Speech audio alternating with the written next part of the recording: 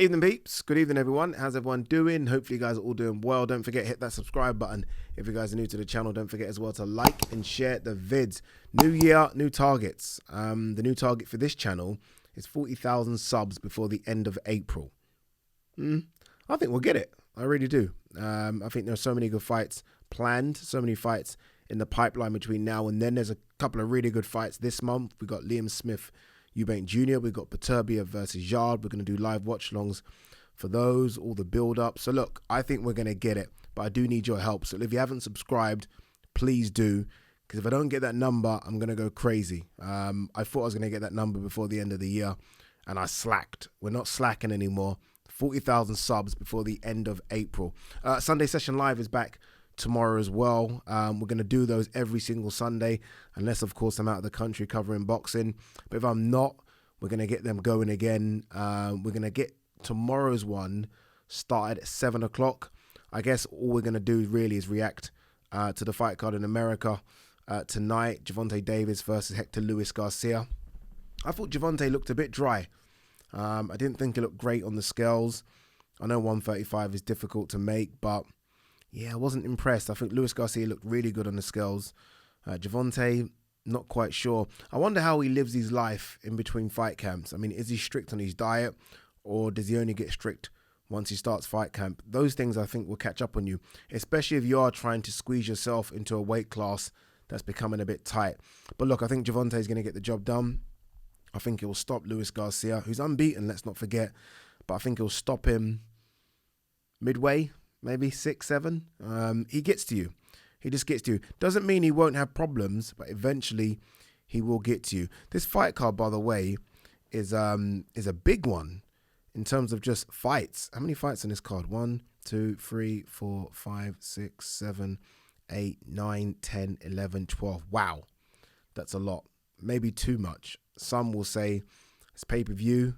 You want to get your money's worth, but that's a lot, isn't it?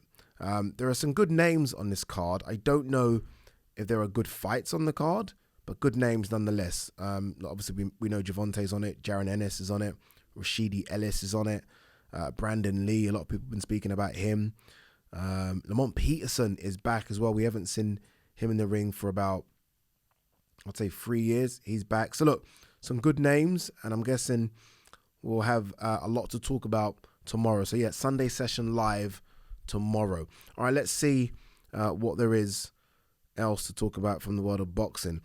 Ennis believes he's a better all-round fighter than Terence Crawford.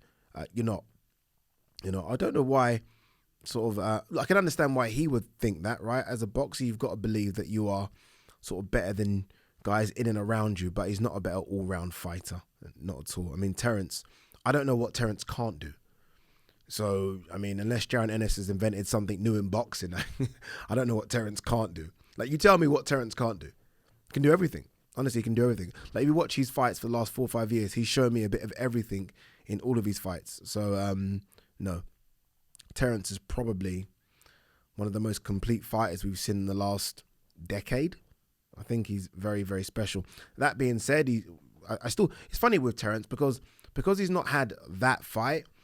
I actually still think there's more to be seen from Terence, but I do wonder, 34 now, if we're ever going to see it. But I almost feel like Errol Spence could unlock another bit of special in Terence Crawford. But back to it, and look, Ennis is a good fighter, but he's not on the Terence Crawford level yet. No way. Demetrius Andrade, I don't think GGG is going to bring that fire anymore. Nor do I. It's funny because I was actually in the gym today doing a bit of cardio, trying to shed a couple of pounds, and I put on Kell Brook versus Triple G.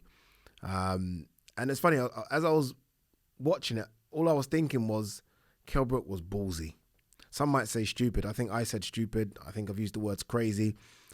But you've got to give him respect for being that ballsy to jump up 2 weight classes. I don't believe there was any sort of rehydration clause or anything chucked in. So to jump up 2 weight classes without any restrictions and take on the boogeyman. The boogeyman. That's ballsy. It really is. Obviously, it didn't plan out too well, but sometimes you've got to give him his credit because I always think of it as crazy and stupid and delusional. But sometimes you've got to say, It was ballsy. As for the GGG thing, like, I'm going to do a separate video. I might do it straight after this about GGG in terms of like potentially what's next for him. He's 40. I don't understand the want to continue. He's made some good money, especially signing that deal with DAZN. Really good money in the last sort of 4 or 5 years.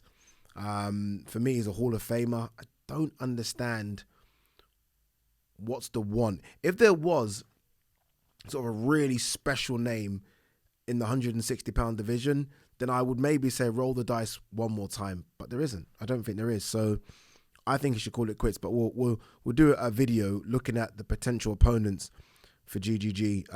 As I said, we'll probably do it today. If not, it will be up just before the live tomorrow. One person I did want to speak about on this video was Daniel Dubois. I did a video, I think a couple of days ago. I think Frank Warren said that he would put Dubois in with AJ, and I said AJ would obliterate him, and I stand by that as well. But what I also said is that I hope that there's a plan that by the end of the year, he's fighting someone within the top 15. I think top 10's a push, but top 15 definitely. I want to see him have 3 fights, maybe 4 this year, but obviously there's an injury right now, so it probably will be 3.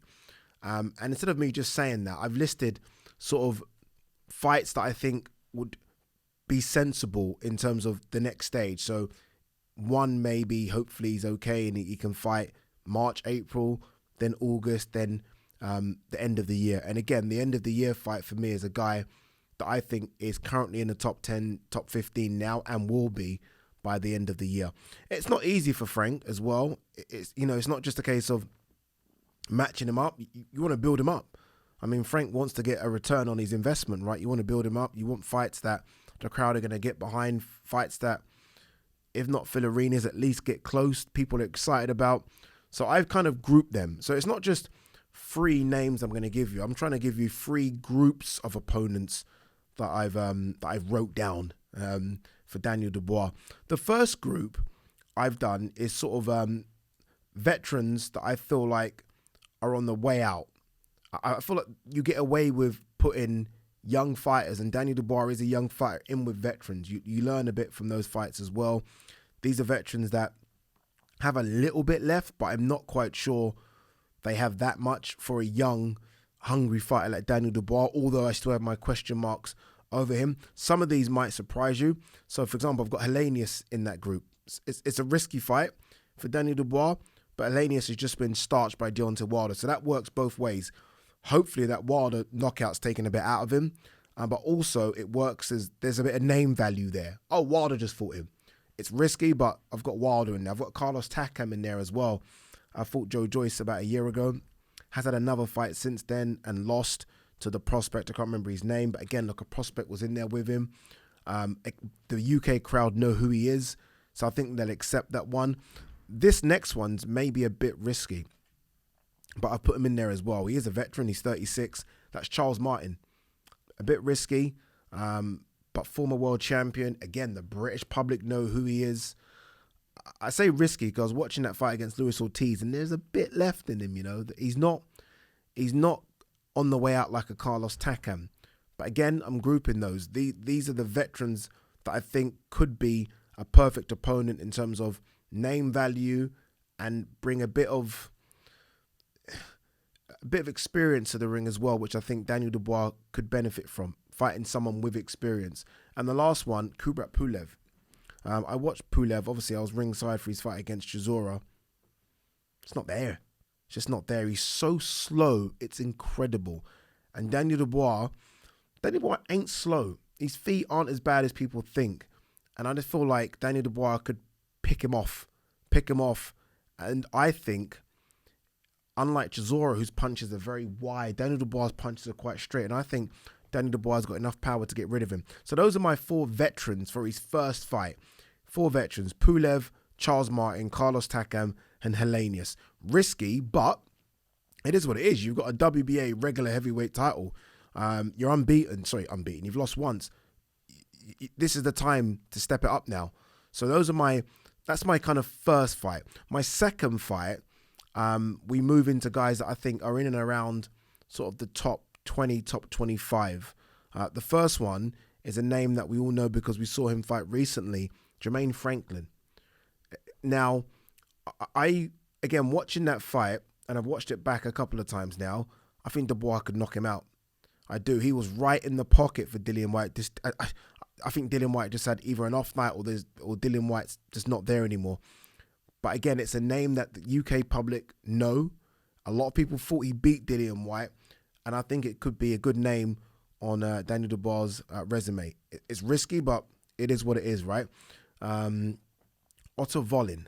And by the way, when I'm doing this, I'm doing names that, because I could have on this Dillian Whyte, Chisora, they're not going to fight Daniel Dubois. So I'm trying to do things that I think are realistic, fights that I think can be made, as opposed to sort of fights that are just pipe dreams. Again, people have said, I've seen so many people say Chisora and Dillian Whyte, they're not fighting Daniel Dubois. Like, what for? What money's in it for them? So they're not going to do it. Otto Volin. There's a lot of talk about Otto Volin versus AJ. Again, risky fight for Dubois, but if Frank believes in him, it's a fight that I think can be made. It's a fight I think Daniel Dubois could win. Won't be easy, but it is what it is, man. It is what it is. Otto Volin's not a top 10 guy. For me, he's not a top 15 guy. He's a top 20, 25 guy. That's who Dubois should be fighting. And the last one, unbeaten, I think he's former European champion now because he's not been as busy, or he could be European champion still. Agit Kabayel, whose name's been linked with AJ, name was linked with Tyson Fury. Again, another guy who I think in and around that top 20, a good name. The British public know who he is. I think that makes sense for that fight, August, September. And now, in terms of the end of the year fight, 3 names here that I've got in the top 15. I'm not going crazy. I'm not trying to bloody mention Wilder, AJ, Fury, Usyk, Joe Joyce again. I'm not. No. The first one, Zhilei Zhang. I thought Zhilei Zhang beat Filip Hrgović. He's big. He's strong. Slow feet. And it will probably be a shootout. But I think it's a fight that if Daniel Dubois can come through the first sort of groupings on this list, it's a fight that I think Daniel Dubois could win. I really do. Martin Bakole. Woo! Jeez, take my money. Take my money.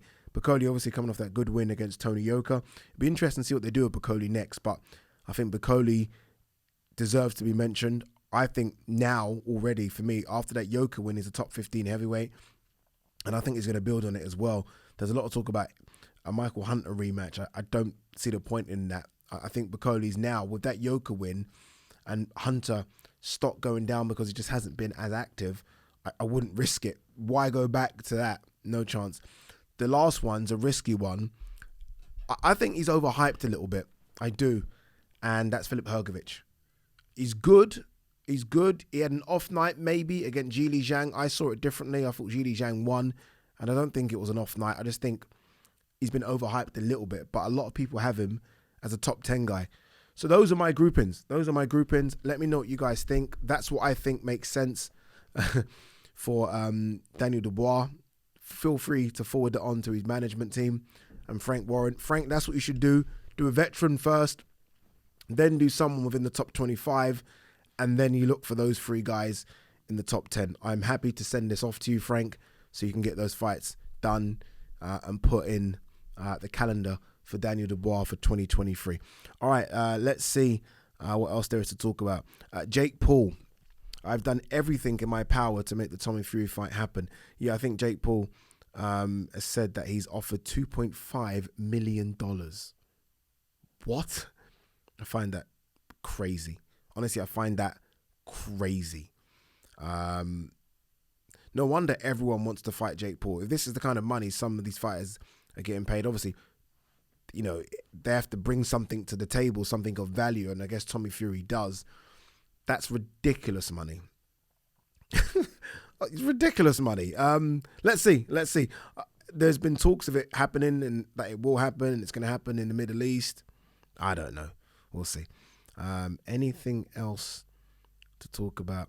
Nanita Donaire planning a 115-pound run wants a Strada fight to become a 5-division champion. I'd rather see Donaire, apologies, call it quits.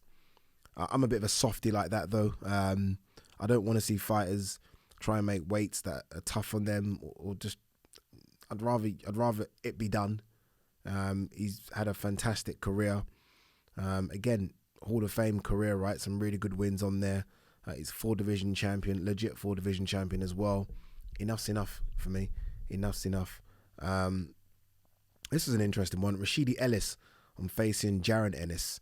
I like this one. It's funny because a lot of people, I think the other day I mentioned Alexis Rocha and I mentioned Conor Benn, and I even forgot about mentioning Rashidi Ellis is that guy underneath sort of Virgil and Jaron. That is the next guy coming up. It's rare that promoters put 2 prospects in together like this, but we've seen it. You've seen it over here as well. I remember, what fight was it years ago over here? James DeGale, George Groves.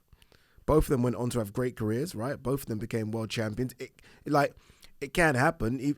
An L's not the worst thing. It's a big fight, that one. I don't know if the money will be there like the money was there. I mean, George Groves' game, James DeGale, was built up so well for guys that had only at the time, I think, had 13 or 14 fights. Remember, it was fantastic on Sky. Really, really good. All right, anything else? Eubank, Smith will not be as hard a fight as Ben would have been. What a shame that we didn't get that fight, man. What a shame. Look, I've said, and I'm probably going to change my mind. I'm changing my mind as we speak. I think I said Smith beats Eubank. I'm changing it now.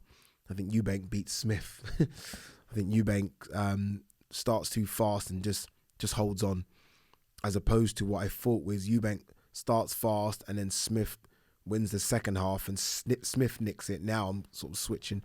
I don't know. We'll see, man. Look, good fight, right? Really, really good fight. I think everyone's looking forward to it.